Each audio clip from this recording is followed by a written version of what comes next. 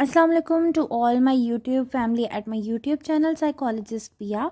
आज हम आपके लिए जिस चीज़ पर वीडियो लेके आए हैं वो एक असेसमेंट टूल है और हमारे मेंबर्स की पुरज़ोर ख्वाहिश पर हम लोग पोर्टेज गाइड टेस्ट को बहुत ज़्यादा डिटेल में करने वाले हैं।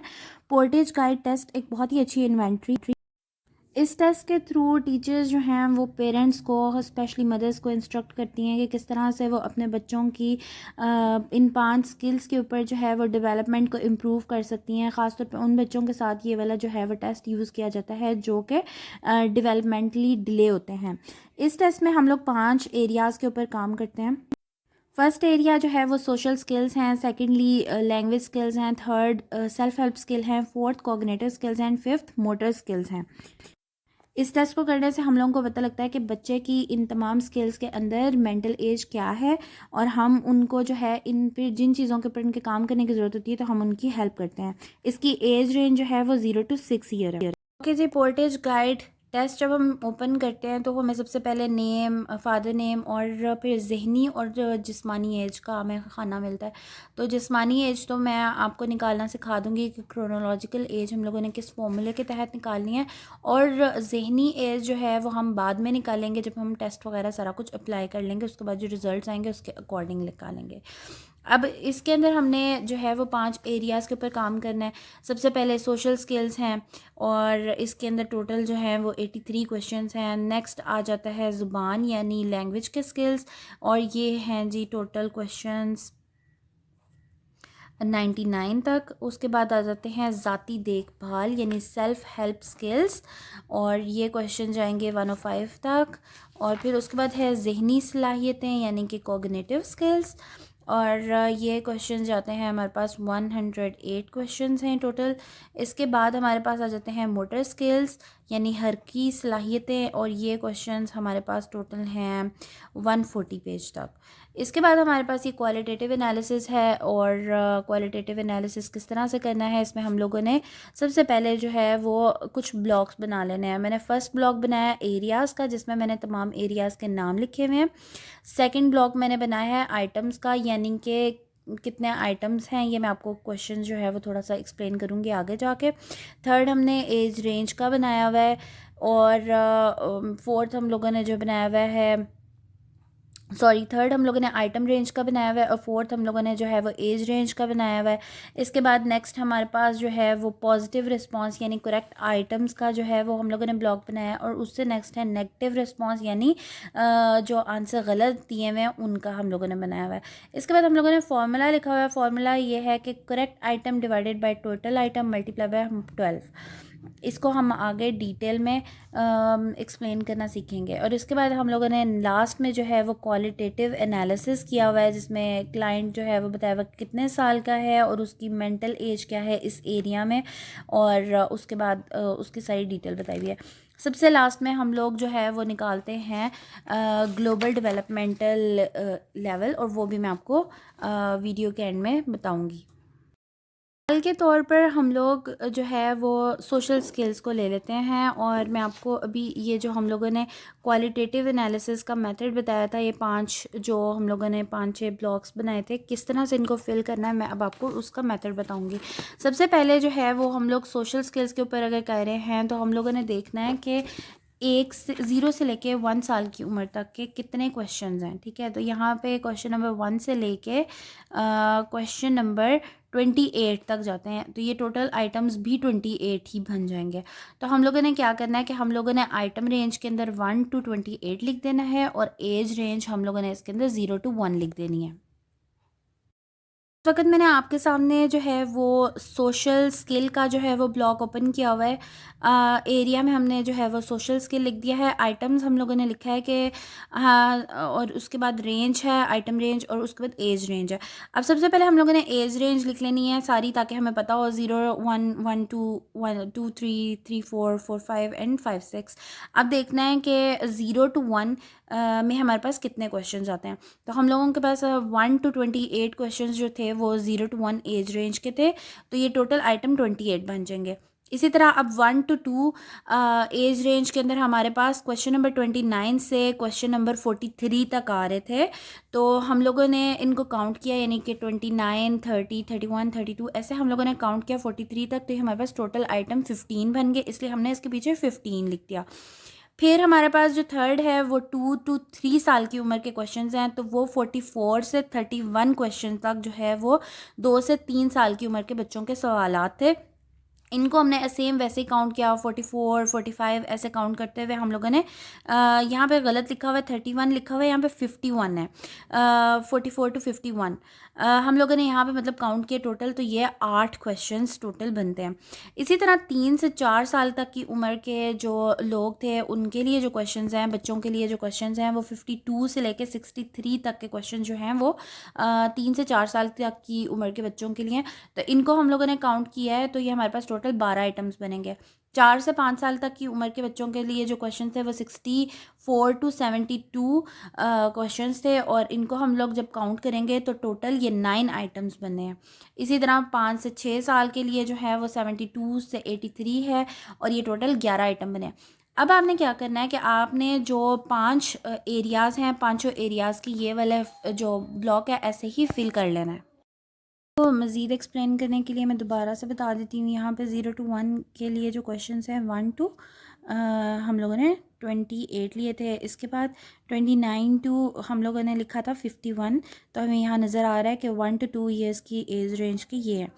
अच्छा, अब ये सोशल स्किल्स का तो मैंने आपको एक्सप्लेन कर दिया है। इसके बाद हमारी ज़ाती देखभाल आ जाती है, यानी सेल्फ हेल्प स्किल्स। तो 0 to 1 वाले ब्लॉक में हम लोगों ने क्वेश्चन नंबर 1 से लेके क्वेश्चन नंबर जो है वो हम लोगों ने 13 तक इसके लिए लिखना है।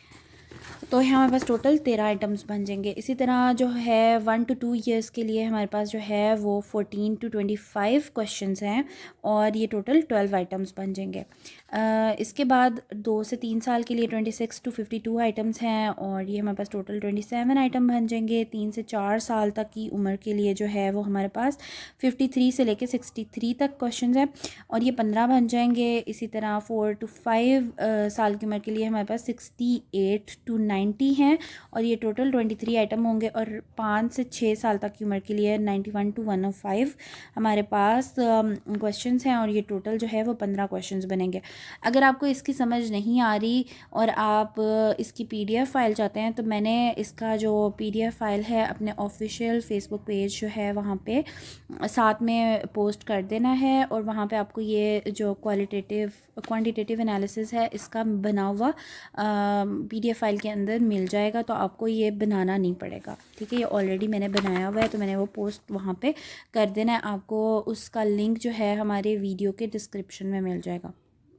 एनीवेज़, इसी तरह हम लोगों ने ये सारे जो हैं इनको हम लोगों ने फ़िल कर लेना। मैंने यहाँ पे अंडरलाइन भी किया हुआ है, और ये हम लोगों ने इस तरह से इस सब को फ़िल कर लिया है। सो हमारे पहले 3 ब्लॉक जो हैं वो हमारे कंप्लीट हो जाएंगे, और अब मैं आपको बताती हूँ कि हम लोगों ने नेक्स्ट क्या करना है। नेक्स्ट हम लोगों ने ये करना है कि हम लोगों ने हर एक जो हमारे पास ग्रुप है या एरिया है उसको ओपन करना है, और बच्चे को ऑब्ज़र्व करना है। अगर बच्चा बहुत छोटा है, जैसे कि पैदाइश से लेके 1 साल 2 साल तक का बच्चा है, तो हम लोग उसको ख़ुद ऑब्ज़र्व करते हैं या उसके पेरेंट्स से क्वेश्चंस करते हैं।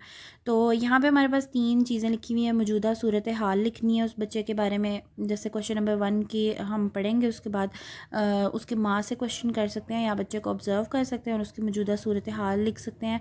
और अगर उसने अगर वो उसने चीज़ लर्न नहीं की हुई, तो उसको लर्न करवाने की जो हम लोगों ने डेट है वो कब लर्न किया है उसकी डेट लिखनी है, और इजहार ख्याल अपना लिखना है इसके बारे में। एनीवेज़, और अगर बच्चा उस स्किल में जो है वो कामयाब है, तो आप लोगों ने उस स्किल को टिक मार्क कर देना है, तो वो हमारा करेक्ट आइटम के अंदर चला जाएगा। यहाँ पे हमारे पास करेक्ट आइटम वाला जो है वो 4th ब्लॉक है। अच्छा, इसी तरह अब हम लोगों ने क्या करना है कि हम लोगों ने 1 से लेके जैसे 28 क्वेश्चन जो हैं वो 0 to 1 ईयर के हैं। तो हम लोगों ने देख लेना है कि 28 आइटम्स में से कितने आइटम्स जो हैं वो बच्चे के करेक्ट हैं। मिसाल के तौर पर हम लोगों का जो बच्चा है उसके करेक्ट आइटम सोशल स्किल्स में 28 में से 20 करेक्ट हैं और जो गलत हैं वो 8 हैं। तो हम लोगों ने नेगेटिव रिस्पांस के अंदर जो है वो 8 लिख देना है और करेक्ट आइटम यानी पॉजिटिव रिस्पांस के अंदर 20 लिख देना है। ऐसे ही 1 से 2 साल की उम्र के बच्चे के अंदर अगर 15 क्वेश्चंस में से 5 क्वेश्चंस करेक्ट हैं तो हमने करेक्ट आइटम में 5 लिख देने हैं और जो नेगेटिव रिस्पॉन्सेज हैं वो 10 हमने आगे लिख देना है। इसी तरह से इसको हम लोगों ने फिल कर लेना है। इसके बाद हम लोगों ने जो है फॉर्मूला यूज़ करना है। फॉर्मूला हमारे पास ये है कि हम लोगों ने correct item divided by total item multiply by 12 करना है। तो मिसाल के तौर पर हमारे करेक्ट आइटम हमने कहा था कि 28 में से 20 करेक्ट हैं और 8 ख़राब हैं। ठीक है, तो हम लोगों ने क्या करना है कि 20 डिवाइडेड बाय 28 मल्टीप्लाई बाय 12 कर देना है। तो जो हमारे पास आंसर आएगा वो हम लोगों ने जो है वो हम लोगों ने लिख देना है इस फॉर्मूला वाले ब्लॉक में। इसके बाद क्या होगा, हमने सारों के फॉर्मूलाज निकाल लेने हैं और एंड पे जो हमारे पास 6 आइटम्स के जो हम लोगों ने 6 एज रेंज के हमारे पास आंसर्स आएंगे उन सबको प्लस करके एक टोटल लिख लेना है। जो मैंने साइड पे एक ब्लॉग बनाया हुआ है वहाँ पे लिखा हुआ है।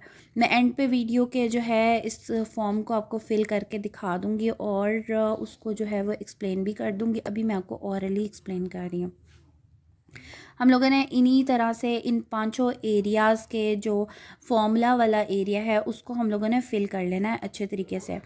अच्छा, अब ये फर्स्ट पेज पे मैंने साइड पे लिखा हुआ है बायोडाटा, जिसमें नाम, वालिद का नाम, जिस्मानी उम्र, ज़हनी उम्र, एड्रेस और टेलीफोन नंबर लिखा हुआ है। इसके बाद मैंने क्रोनोलॉजिकल एज का फॉर्मूला लिखा हुआ है।